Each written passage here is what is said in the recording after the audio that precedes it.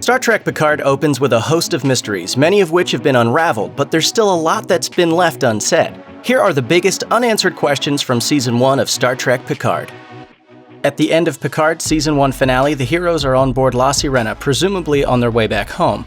Captain Rios and Dr. Jurati seem to be continuing their relationship, while a new romance appears to be blooming between Seven of Nine and Rafi. Picard and Soji are there, as well as the Romulan warrior Elnor. But will this crew stay together? After all, none of them are active Starfleet officers. La Sirena has no extended mission to explore anything. Jurati came aboard as a spy for the Zhat Vash. Rios has more than completed the job Picard's paying him for, and Elnor has concluded the mission he vowed to help Picard complete. We're guessing something will pop up in Season 2 of Picard to keep its titular hero in the stars. And in the meantime, the writers have provided the glue for these characters to stay together. Even though Elnor only officially agreed to the mission to save Soji, he idolizes Picard and will probably go wherever the retired admiral does. Jurati has romantic reasons to stay on board La Sirena, as does Seven. As for Soji, after learning that her life on Earth was a sham, why not follow her new, real-life friends on other adventures? One character who is conspicuously missing from the end of Picard's Season 1 finale is Narek. The Romulan spy spent most of the season seducing Soji so he could manipulate her into triggering her memories and revealing the location of her homeworld. Eventually, we learn that while Narek and other members of the Zhat Vash are merciless, their goal isn't without merit. They mean to stop a galactic apocalypse they call Ganmadan, which they believe will be caused by a higher order of synthetics called the Synthetic Alliance that Soji and her brethren mean to summon. The last we see of Narek, he and some of the heroes had tried and failed to destroy the synthetics beacon. We don't see him aboard La Sirena when it leaves, and the Zhat Vash fleet leaves Coppelius without beaming him up. Picard showrunner Michael Chabon addressed this through his Instagram. Apparently, there wasn't enough time to show the resolution to Narek's story, which presumably would include learning Seven of Nine killed his sister. In an Instagram story, Chabon wrote, "Yeah, Narek, we know. A casualty of the editorial process, alas. The intention was for him to be taken into Federation custody."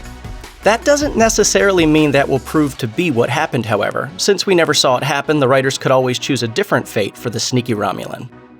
The Season 1 finale of Picard has its heroes facing two opposing threats. On one hand, there's a massive Romulan fleet ready to destroy everyone and everything on the planet Coppelius. On the other, there's the Synthetic Alliance that Soji means to summon to protect her and other synths.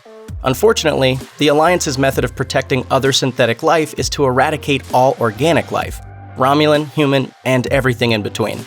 We don't see much of the Alliance, but we're shown enough to be convinced of the danger. After the portal opens, we see huge mechanical tentacles reaching out. Picard convinces Soji to shut down the beacon and close the portal, keeping whatever was on the other end of those tendrils in their own corner of the universe. We're left without knowing much about the Synthetic Alliance. How did it come into being? Where are they from? How many of them are there? Do they truly mean to wipe out all organic life, or have we misunderstood their intentions? But perhaps the most pressing question of all is, now that they know about the synths on Coppelius, will we be seeing them again? Stardust City Rag has possibly the most shocking ending of any episode in Picard's first season. After being reunited with her colleague and lover Bruce Maddox, Dr. Jurati murders him in La Sirena's sickbay. In Nepenthe, we learn that the Zhat Vash spy Commodore O approached her on Earth before Jurati joined La Sirena's crew, and used a mind meld to give her a vision of the galactic apocalypse the Zhat Vash fear. Once the other heroes learn of Jurati's betrayal, they initially seem eager to get her off the ship. Picard has every intention of turning her into the Federation. Later, they seem more understanding, believing she was not in control of her actions when she murdered Maddox. Shortly after the airing of the season finale, Michael Chabon answered fan questions for TrekMovie.com. While the season ends without Jurati being arrested, Chabon clarified, she will put herself in the hands of the law. So we know Jurati intends to take responsibility for what she did, though it remains to be seen what legal consequences she'll have to face. Then again, the Federation has changed. It might be tough to predict what they'll do. Along with Seven, some other Star Trek alums show up in the first season of Picard.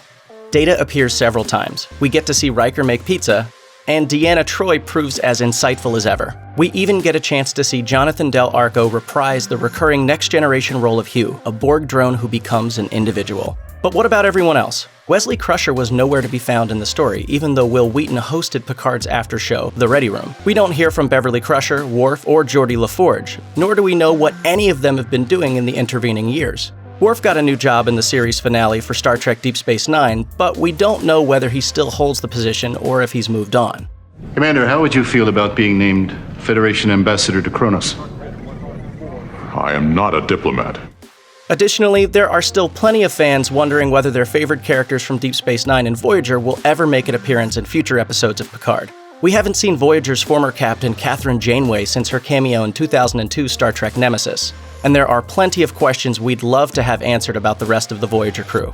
Is the Doctor still around? Would Chakotay, Torres, and other former Maquis crew have to answer for their crimes after returning to Earth? Then there are the Deep Space Nine alums. Besides Worf, we haven't seen any of the regular cast of DS9 reappear in a Trek production since the series finale, though Stardust City Rag shows us that Quark has moved his operations to Freecloud. Asked which two DS9 characters he would bring aboard La Sirena if he could, Michael Chabon named the enigmatic exiled spy Garrick and the Cardassians' best friend Dr. Bashir. At least one Next Generation cast member has already agreed to show up in Season 2. The day before Picard's series premiere aired on CBS All Access, Patrick Stewart appeared on The View to invite co-host Whoopi Goldberg to reprise her role of Guinan for Picard's second season.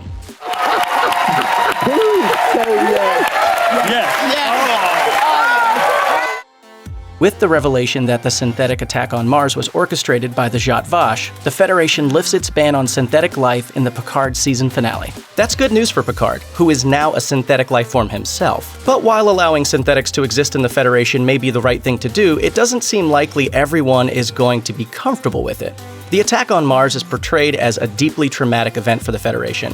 We learn the fires caused by the assault still rage on the Red Planet 14 years later. It's difficult to imagine that with so much loss of life, there won't be a vocal group of Federation citizens against the ban's lifting. It seems likely it will be a long time before the Federation sees synths in regular use as they were at the Utopia Planitia shipyards. Picard might find himself the target of anti-synthetic prejudice. What will happen when those closest to Picard find out that, biologically speaking, he's no longer human? Especially considering Picard is the same man who unwittingly helped the Borg almost bring the Federation to its knees. After Picard's assimilation by the Borg and subsequent rescue in the Next Generation's two-parter, The Best of Both Worlds, Dr. Crusher removes his Borg implants. But it's clear he still retains some connection to the collective. For example, in First Contact, he dreams of the Borg shortly before learning of their new assault on the Federation, and he guesses they're on their way before Starfleet tells him. During the battle with the Borg cube, he knows exactly what part of the enemy ship to strike, and in Picard's first season, he recognizes the layout of the Queen Cell in the Borg artifact, despite never having been there before. But Picard's first season ends with the hero's consciousness transferred into a synthetic body, which means, ironically, becoming fully synthetic may have finally freed him from his connection with the Borg. We don't know exactly what it was that kept his link to the collective alive, but it seems reasonable that whatever it was would not carry over to his new body. Of course, anything's possible in Star Trek, and we could eventually learn there's still a part of Locutus within Picard. But maybe his goal to get back to the rest of his humanity somehow needed him, physically speaking, to lose it. The 7 of 9 we meet in Picard is very much a changed woman since her days aboard Voyager. In Voyager, 7 keeps her feelings in check as much as a Vulcan, while in Picard, 7 expresses powerful emotions. Speaking to Sci-Fi Wire, Jerry Ryan said the moment 7 finds Icheb and Mercy kills him in Stardust City Rag is probably the first time that 7 truly let go of her emotions. But that leads us to a big question. How are 7's powerful emotions even possible? In the Voyager episode Human Error, 7 uses holographic simulations to help with her social skills and to continue exploring her humanity. Eventually, we learn that experimenting with emotion is more dangerous than she realizes. The Doctor reveals her Borg implants include a failsafe that will shut down her higher brain functions if her emotions are stimulated too much. But I'm no longer linked to the hive mind. The technology's built into your node. It simply remained dormant.